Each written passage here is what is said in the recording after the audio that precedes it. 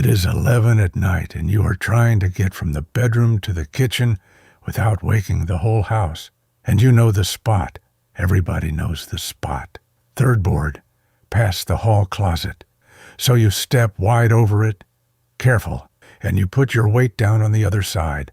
And that board squeaks anyway, long and loud. And somebody upstairs rolls over. That floor has been doing that for years. If you have ever lived with a noise like that and wondered what the house is really telling you, subscribe to Artie Sterling. And you have made your peace with it, the way people do, by walking around it. Or maybe you tried to fix it once. Maybe you went and got a hammer and drove the nail down harder, and it went quiet for about a week, and then it came right back, a little worse than before. So you decided it was just the house being old. Houses settle, old floors squeak, nothing to be done. That is not true. That squeak is not your house getting old. It is one specific thing happening in one specific place, and it is a thing you can find in about a minute. And for most floors, there is something that costs $2, that you work down into the seam between the boards, and the squeak stops that same afternoon. I am Artie Sterling. Let me be straight with you right at the front, so you know whose workbench you are leaning on. I spent 10 years as a finished carpenter before I ever taught a class, and 30 years teaching high school shop after that.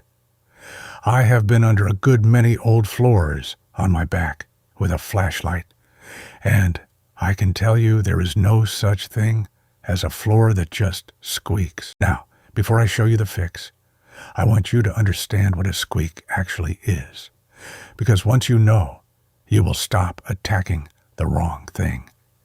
A squeak is not a sound the wood makes. Wood does not make noise on its own. A squeak is two surfaces rubbing against each other. And here is the part that is worth knowing. When two dry pieces of wood slide against one another under weight, they do not slide smoothly. They grab, then let go, then grab again, then let go, hundreds of times in a second. Grip and release, grip and release, so fast it runs together into a sound. That is a squeak. It is not sliding, and it is not held still. It is doing both at once, very quickly, which tells you exactly what you're dealing with. Somewhere under your foot there are two surfaces touching that are supposed to be either held tight together or not touching at all. And instead they are moving a hair against each other every time you put weight down. It might be the edge of one board rubbing the edge of the board beside it. It might be a board rubbing on the subfloor underneath, or it might be a nail that has worked loose in its hole, sliding up and down inside the wood like a needle every time the floor flexes. 3 different things, same sound, and they do not all get the same fix, which is why so many folks fail at this. So the first thing you do is find out which one you have got. Takes a minute. Get down on the floor and put your hand flat on the board while somebody else steps on it, or press it with your other hand. If the squeak is coming right from the line between 2 boards, and you can feel that line move under your fingers, that is wood rubbing wood. That is the easy one, and that is most of them. If the squeak seems to come from the middle of a board, and you can feel the whole floor give and sink a little under the weight, that is the subfloor working loose from the joist underneath. That one is real work, and it wants fixing from below. Feel for it before you do anything. Half the failed floor repairs I have seen were somebody fixing the wrong problem very well. All right, the wood on wood squeak at the seam. Here is the fix. You need powdered graphite. It comes in a little squeeze tube at any hardware store, sold for locks, and it costs about $2. If you have a light-colored floor, use plain talcum powder instead, and I will say why in a moment.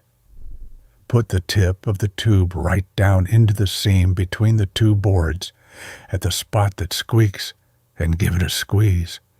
Work along the whole squeaky section. Then get the powder down in there.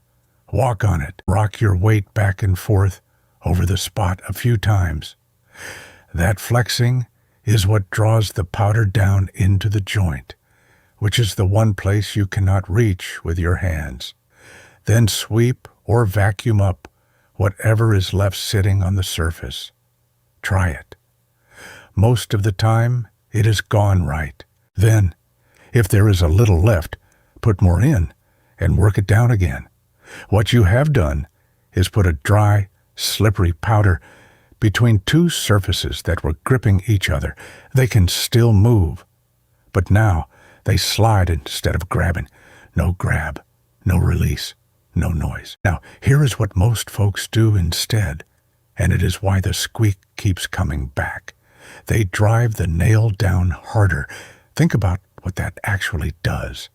That nail is loose in a hole that has been worn wider than the nail is. Hitting it drives it further into wood it has already chewed out. You get a week of quiet while it beds in, and then the flexing works it loose again, and the hole is bigger than it was before you started. Every time you do it, you make the next fix harder, and the other one. Do not spray oil down there. Not the can with the red straw, not any of it. Oil on bare wood soaks in, never dries, and collects every bit of grit that falls in that seam. In a couple of months you have got a gritty paste down in the joint, and grit does not lubricate. Grit is sandpaper. The squeak comes back worse, and now there is nothing you can do about it. Dry powder in, wet oil out. That is the rule. Now, some honest notes, because I never want to promise you the moon. The first one. This stops the noise. It does not stop the movement. Those two boards are still shifting a hair under your weight, and you have made that shifting quiet instead of stopping it. For an ordinary old floor, that is a perfectly good answer, and it may last you years. But it is honest to say it is a fix for the sound. Second, graphite is black on a light oak or a pine floor, or anywhere near light grout or a pale rug. It can leave a gray smudge along the seam. So, on a light floor, use talcum powder. It does not last quite as long, but it does not show. Third, if you found that the floor gives and sinks underfoot, powder will not do it.